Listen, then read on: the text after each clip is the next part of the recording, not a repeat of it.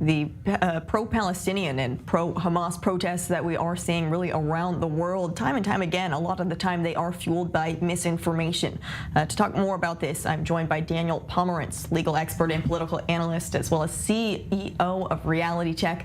Daniel, thanks so much for joining us. Thanks for having me, Nicole. When we see these scenes happening time and time again on American college campuses, yet alone around the world, you continue to see and hear a lot of this misinformation.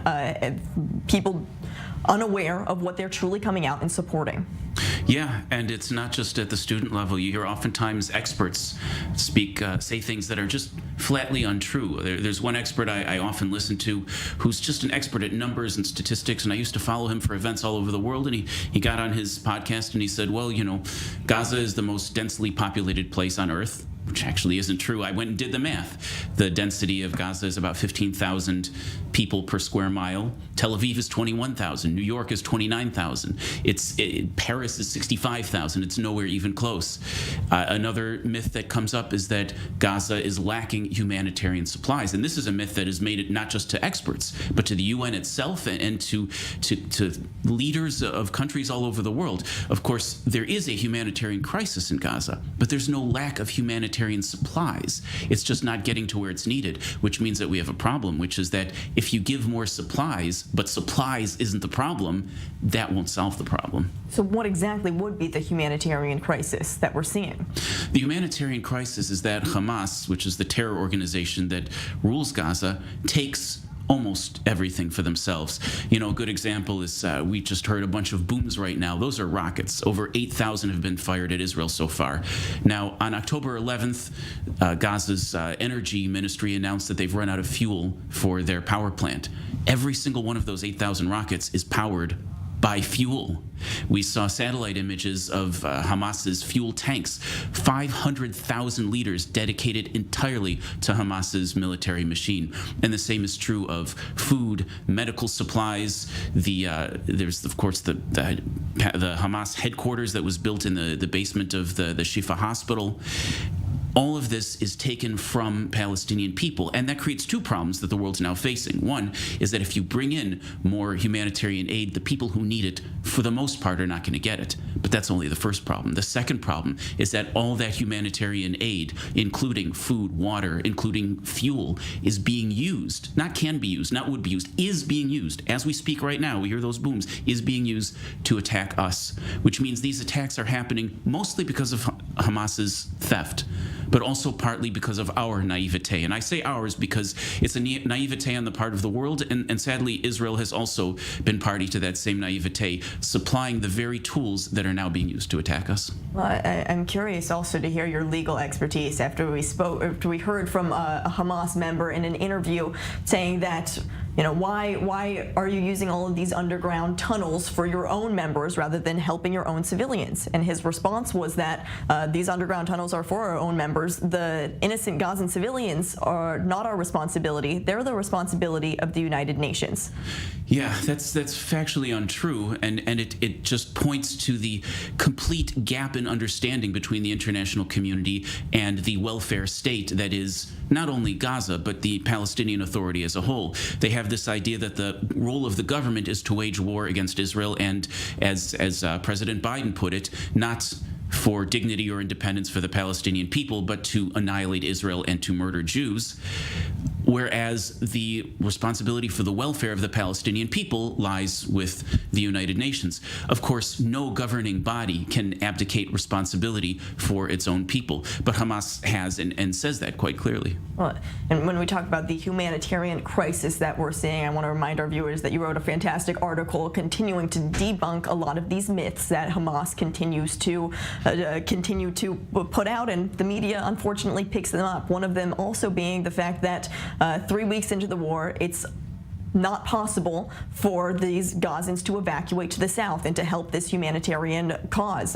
They're saying it's too densely populated. Oh yeah, that's a common one. I actually remember Jon Stewart, who usually I really like, the comedian. He showed a picture. This was in a Gaza war a few years ago. He showed a picture and he said, Israelis say people in Gaza should evacuate. And he goes, the big punchline, where are they going to go? There's nowhere for them to go. Okay, he's making a joke, but it's untrue, and it's just such a horrific thing to say. Israel risks Israeli lives in order to announce such attacks in advance and give people in Gaza a chance to evacuate. In this particular case, Gaza City is not Gaza. Gaza City, which is the evacuation zone, just like Mexico City isn't Mexico, Gaza City isn't Gaza.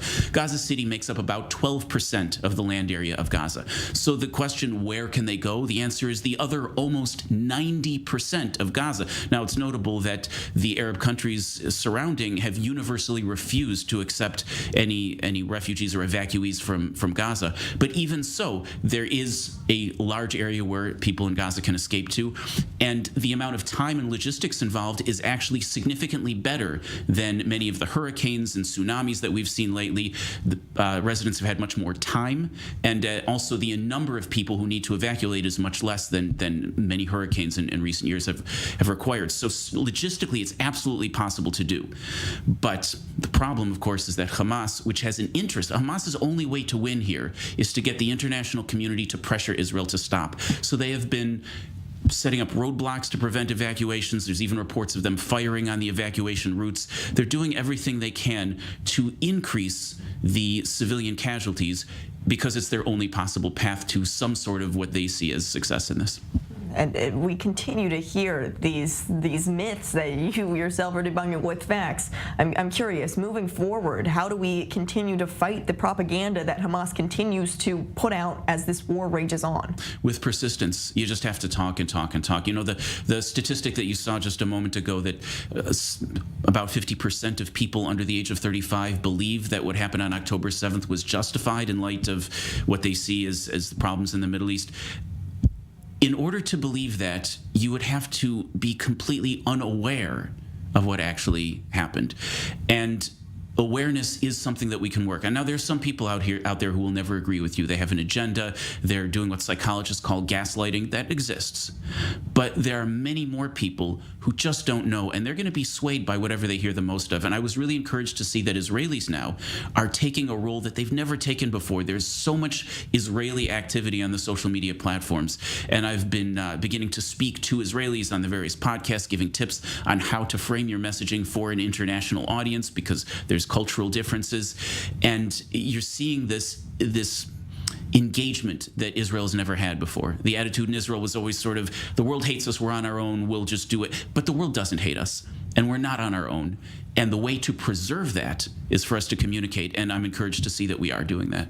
And I think as we go forward, it's more and more important to continue to communicate, because it's also likely that as the war continues, the international perspective could continue to shift against Israel. It can, and you know what we're seeing right now is increasing pressure for a ceasefire.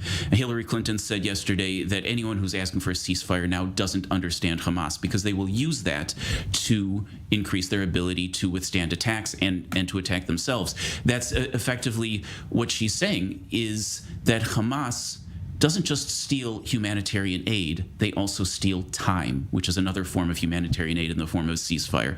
I have another article that's coming out soon in which I take the position that to demand a ceasefire at this particular time would actually be a war crime against the Israeli people, because there is international law that says it is a egregious breach of international law. They use that word to take hostages, which means that it would also be a violation of international law to interfere with the return of hostages. And what we learned last night from the IDF's stunning rescue of a 19-year-old Israeli is that Israel's military campaign is able to free hostages. That means to interfere with something that has demonstrated that it has the capability to free hostages as required by international law. To interfere with that would in itself be a violation of international law and a war crime against the Israeli people. Daniel Pomerantz, CEO of RealithCheck, will continue to keep our eye out for that very engaging article. Thank you so much for joining us as we